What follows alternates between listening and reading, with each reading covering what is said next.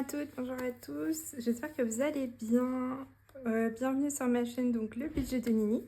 Aujourd'hui on va se voir pour faire le bilan de ma première semaine du mois de mai. Je tenais à vous dire merci encore pour les nouveaux qui se sont abonnés à ma chaîne, ça me fait trop chaud au cœur. Et merci à tous ceux qui sont là aussi depuis le début. Merci. Donc cette semaine, qu'est-ce que j'ai fait? Je vais vous le dire petit à petit, le temps que... comme ça on vide en même temps les enveloppes.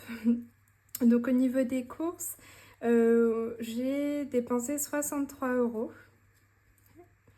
Et du coup, il me reste 37 euros. Donc 30 en billets.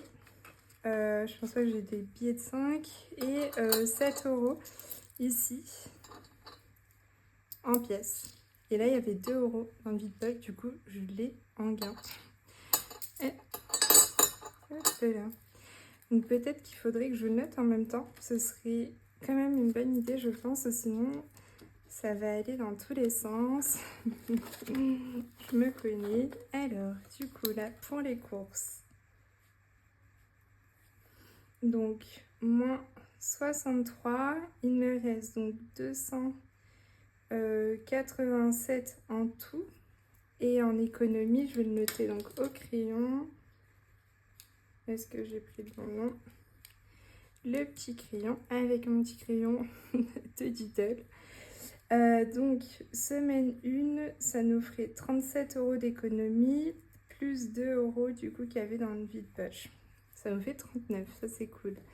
Au niveau des sorties, donc là je ne l'ai pas dans l'ordre. Bon, au niveau des sorties, je n'ai rien fait.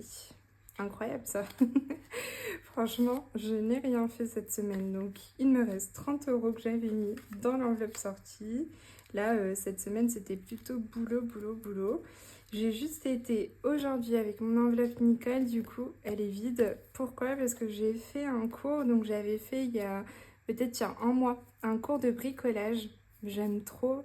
Tout ce que je peux faire avec mes mains en fait. Du coup, cours de bricolage, c'était génial. Donc c'est fait avec le Roi Merlin.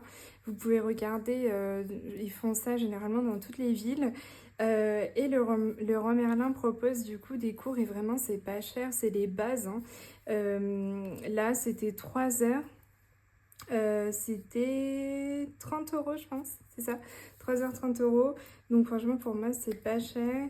Là, aujourd'hui, on a fait un cours d'électricité. Donc, voilà, c'est pourquoi elle est vide.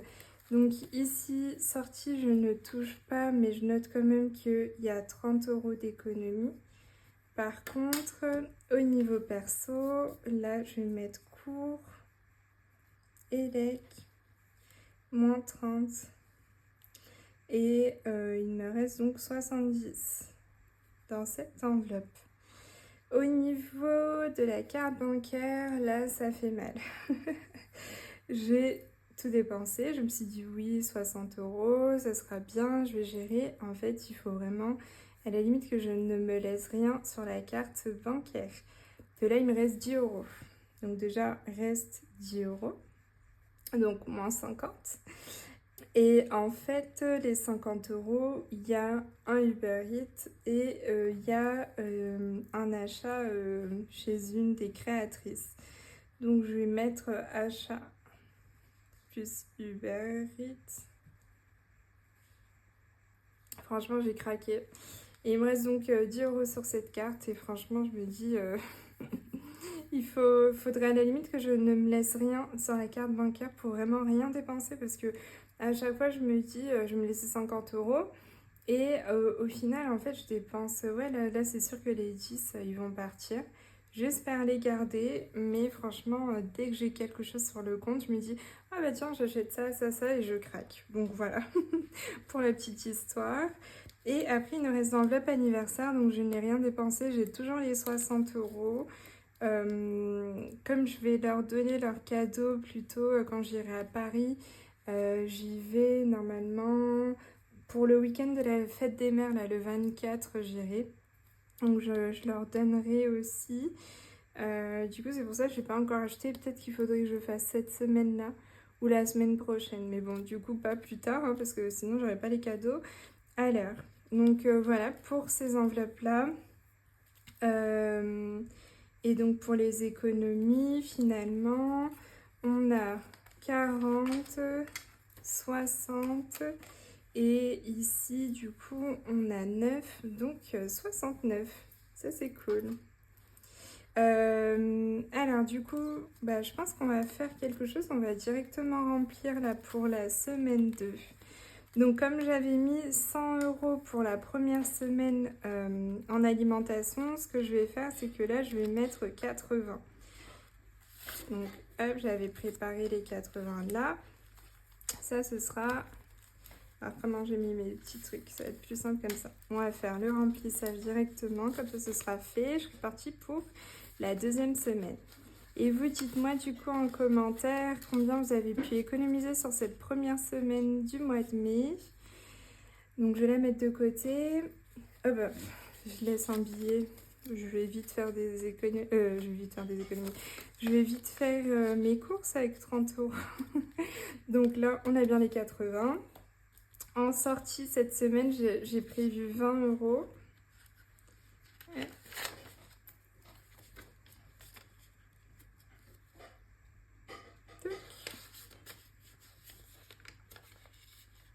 Hop là.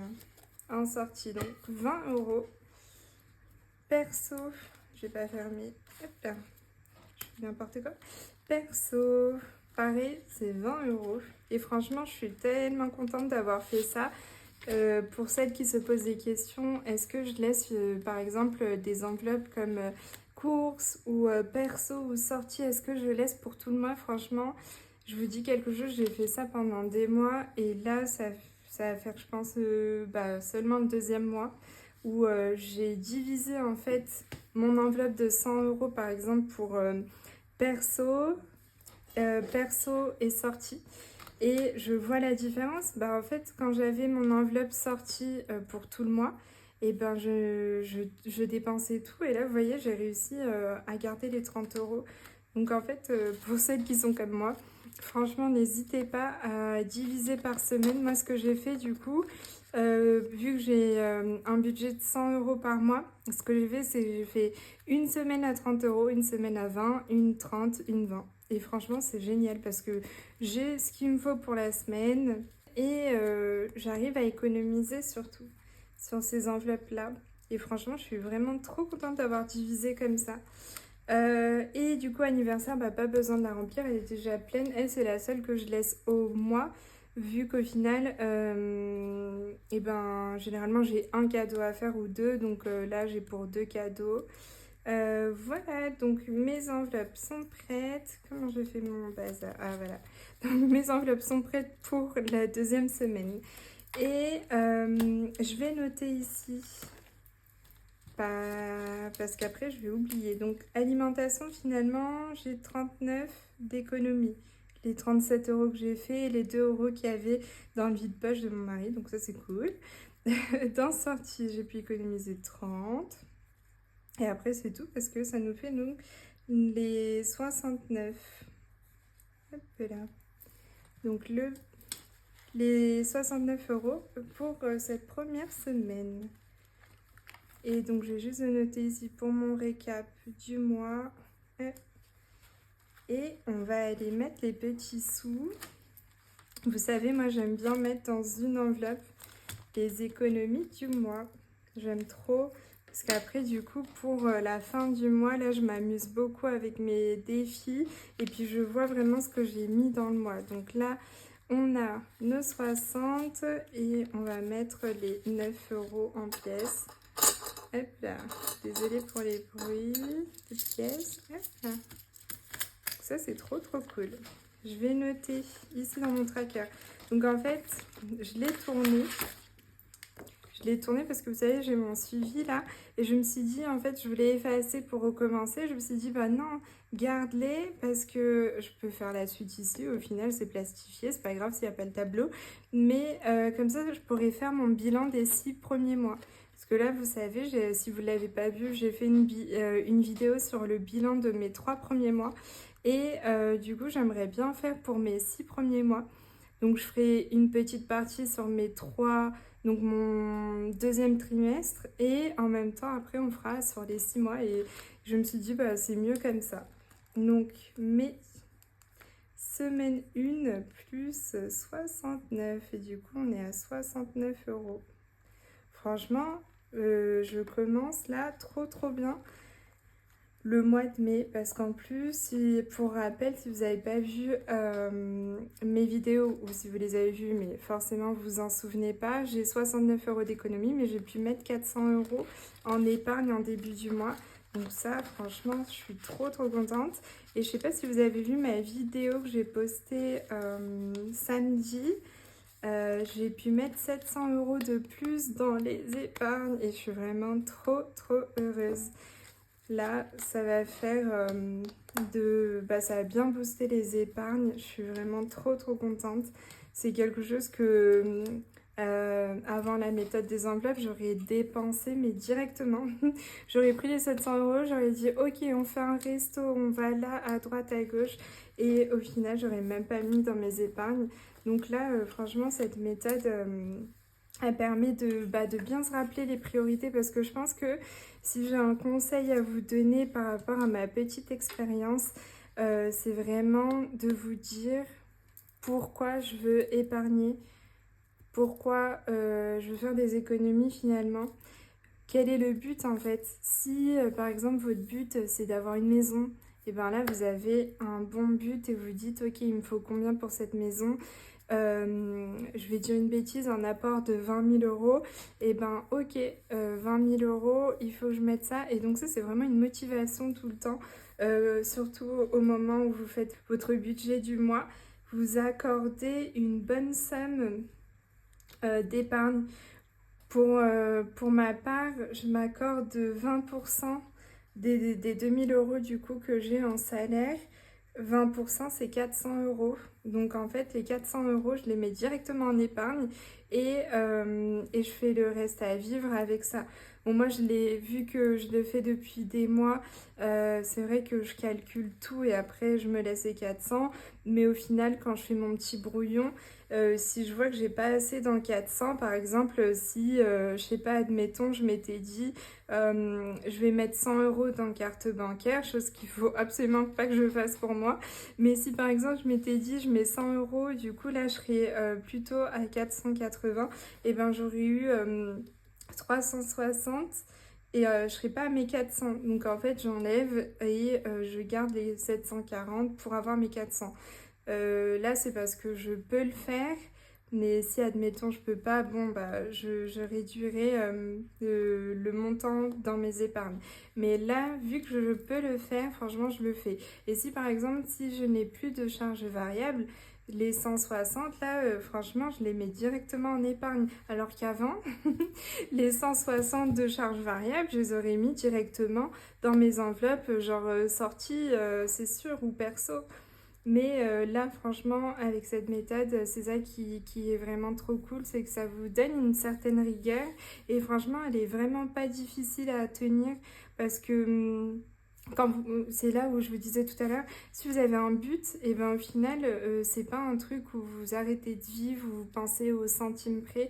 Non, en fait, même avec un bon budget, par exemple, même avec un bon salaire, je veux dire, si vous gagnez 5 000 euros par mois, et ben franchement, cette méthode, ce qu'elle va vous faire juste, c'est vous aider à avoir une certaine rigueur pour atteindre plus vite pour atteindre plus vite vos objectifs. Je trouve que c'est une méthode justement qui est faite vraiment pour tout le monde. Autant quelqu'un qui gagne, je sais pas, je vais dire une connerie, mais qui gagne 500 euros par mois parce que bah, elle ne peut pas travailler, et elle gagne que 500 euros d'une aide. Et ben autant elle est faite pour cette personne-là que pour la personne qui gagne 10 000 euros par mois, parce qu'en fait, plus vous gagnez et moins vous pensez à quoi vous dépensez. Mais du coup, moi je connais très bien quelqu'un qui gagnait 10 000 euros par mois et malheureusement n'a rien aujourd'hui, qui a changé de travail, et malheureusement qui gagne maintenant 3 000, et du coup ça lui fait une grande différence de revenus. Et sauf que bah elle a rien. Donc cette personne-là, elle n'a rien. A vraiment ce remords de se dire mince, quand je gagnais beaucoup plus, en fait j'aurais pu juste garder une petite partie là comme ça, la mettre dans les épargnes et là au jour d'aujourd'hui j'aurais pu avoir peut-être une maison, une voiture, j'aurais pu avoir ce genre de choses, mais bon. Ce qui est chouette, c'est que bah, maintenant, il y a des prises de conscience et même avec les 3 000 euros, c'est sûr qu'on peut toujours faire les choses. Donc, petit aparté pour vous dire ça, franchement, n'hésitez pas, même si vous voulez que je vous aide à faire votre budget ou que je vous donne des conseils par rapport à comment vous pouvez optimiser un peu plus vos enveloppes et tout ça. Franchement, n'hésitez pas, moi, c'est avec grand, grand plaisir. Donc là, juste au niveau des charges fixes, ce qui est passé, donc c'est le loyer, l'assurance décès, c'est tout. Parce que là, c'est demain que passera le téléphone et le reste. Donc c'est cool. Il me reste 3 charges fixes. Ah si, le piano, c'est passé parce que j'ai fait le virement et je n'ai pas encore acheté le billet pour aller à Paris, donc il faut que je le fasse. Et ah oui, grande nouveauté, je suis trop contente. La grande nouveauté, c'est que je pars avec mon petit frère à Rome. Donc voilà, je suis tellement contente. Il faut savoir que mon petit frère, avec lui, on a fait une fois un voyage, on a été à Miami ensemble. Et en fait, c'était il y a vraiment un moment maintenant, c'était en 2019, quelque chose comme ça. Et on avait trop aimé voyager ensemble. Et encore là, on était chez de la famille là-bas. Donc là, on s'est dit, maintenant qu'il est plus grand, il a 21 ans, on s'est dit, mais en fait, ce serait trop cool qu'on voyage ensemble et on découvre une ville et tout ça. Et donc on est tombé d'accord sur Rome. Ah, j'ai trop trop hâte de manger. J'aime trop la nourriture italienne et en plus bah là-bas tout ce qu'il y a à voir, mais j'ai trop trop hâte. En plus là, il y a le nouveau pape. Donc on avait un peu peur que ça se passe au moment où on y va en fait. Mais non, ça s'est fait avant, donc trop trop cool. Comme ça, il y aura moins de monde et ben, on pourra visiter tout ça. Voilà, je vous partage un peu de moi. N'hésitez pas à partager avec moi. Franchement, ça me fait toujours plaisir de lire vos commentaires. Et même sur Instagram, merci de m'envoyer aussi des petits messages. Ça me fait toujours plaisir d'échanger avec vous. C'est trop trop cool. Et demain, je vois une des abonnées. Je suis trop trop contente. Je vais boire un petit chocolat chaud pour ma part. Je sais pas si elle va prendre un petit café. Mais moi, je vais prendre un petit chocolat chaud, vous savez. Et voilà, on va partager, on va papoter. Elle me disait en rigolant qu'elle va me poser des questions budget et elle me dit non mais je rigole et je suis là mais non mais si, ramène toutes tes questions, c'est avec grand grand plaisir et si je peux ne serait-ce que te donner un ou deux conseils, mais ce serait avec grand grand plaisir. Et donc tu te reconnaîtras. À demain, on se voit demain et franchement j'aimerais tellement voir tout le monde, mais bon je sais qu'on n'habite pas à côté. Mais si je regardais le live de Mélina, Méli-Mélo d'enveloppe, et ben elle en parlait de faire peut-être un zoom ou autre, et franchement ça me brancherait trop. Donc Mélina, si tu passes par là, je suis pour le live zoom. Plutôt, c'était un Zoom qui a proposé. Donc, je suis présente. Donc, en tout cas, je vous fais de gros gros bisous. Je sais pas, j'ai du mal à vous quitter. Bah, la semaine prochaine, je pense pas que je posterai d'autres vidéos entre-temps. Peut-être, qui sait. En tout cas, je vous fais de gros gros bisous et je vous raconterai, bon, c'est en fin du mois pour Rome, donc j'hésiterai pas à vous mettre des petites photos et tout. Voilà, gros gros bisous, à la prochaine.